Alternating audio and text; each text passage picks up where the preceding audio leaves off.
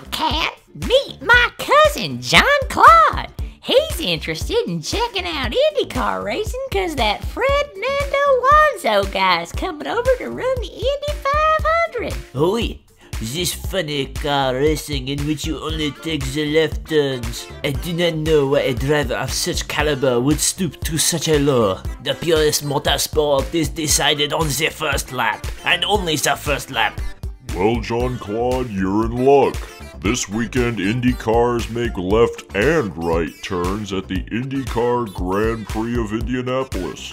Of course, this race only exists as some kind of marketing and promotional tool for the Indy 500, a race which only features left-handed turns, but it should be a good introduction for newcomers to the sport like you, Jean-Claude. So sit back, relax, and enjoy a Bandwagoner's Guide to the INDYCAR Grand Prix.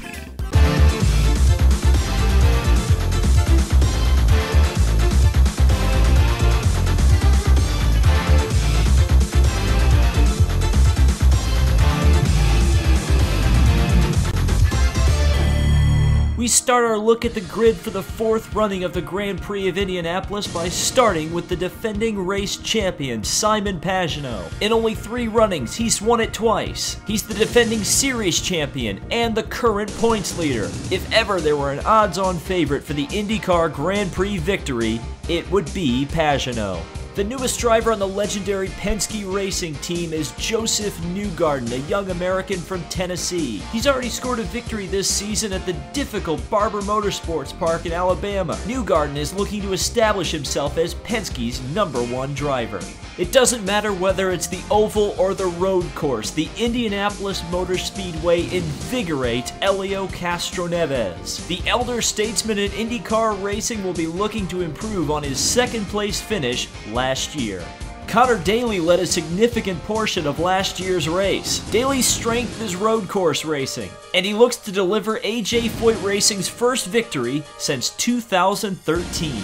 James Hinchcliffe scored a victory in this year's Long Beach Grand Prix. He's looking to improve on his podium finish last year. Russian driver Mikhail Aloshin has been the victim of bad luck throughout the first few races of the IndyCar series. A clean run to the checkered and good championship points will likely be the goal for Aloshin. Don't count out Max Chilton. His Formula One experience allows his strength to be in the natural terrain road course circuits. In the IndyCar offseason, Scott Dixon traded his traditional red Chevrolet for a Periwinkle Honda. The thing he didn't trade? His driving skill. On race day, Dixon will be a huge threat for victory. Tony Kanaan didn't even make it to the first corner of last year's race before being caught up in an accident. This year, with the reinvigorated Honda program, look for TK to go to the front.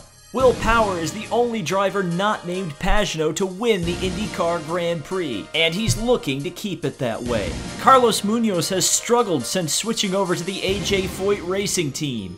In an era of multi-car teams, Graham Rahal and Rahal Letterman Lanigan are struggling to keep pace with a one-car operation. Frenchman Sebastien Bourdais was the shock winner of the season opener in St. Petersburg. He held the points lead until an opening lap crash at the Phoenix race took him out of contention. Bourdais is one of the strongest road racers in the field, and almost certainly will be a threat come race day.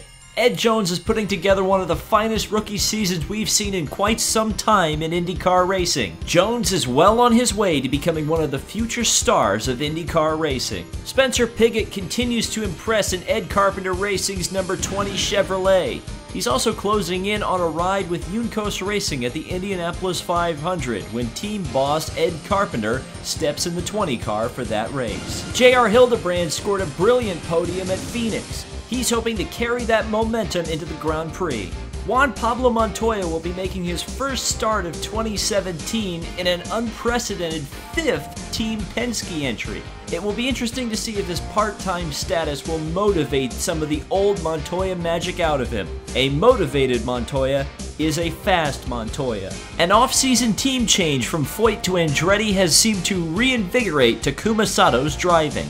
If there was a prize awarded for the most unlucky driver in IndyCar racing in 2017, that prize would have to go to Marco Andretti. From a bankrupt sponsor to a blown engine to a first lap crash, just seeing the checkered flag Whether it's in first or 21st will be a victory for Marco.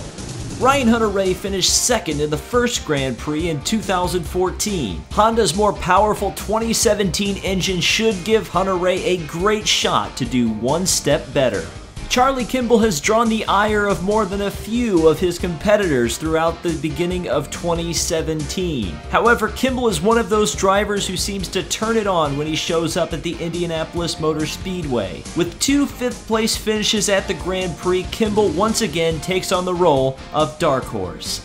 The last time Alexander Rossi drove at the great Indianapolis Motor Speedway, he was pulling his 98 Napa Auto Parts Honda into victory lane in the Indianapolis 500.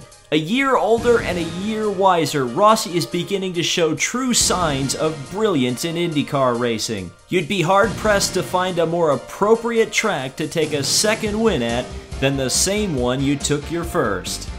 So that's the Bandwagoner's Guide to the 2017 INDYCAR Grand Prix. If you enjoyed this video, found it helpful, or helped you pick a favorite driver, hit the like button.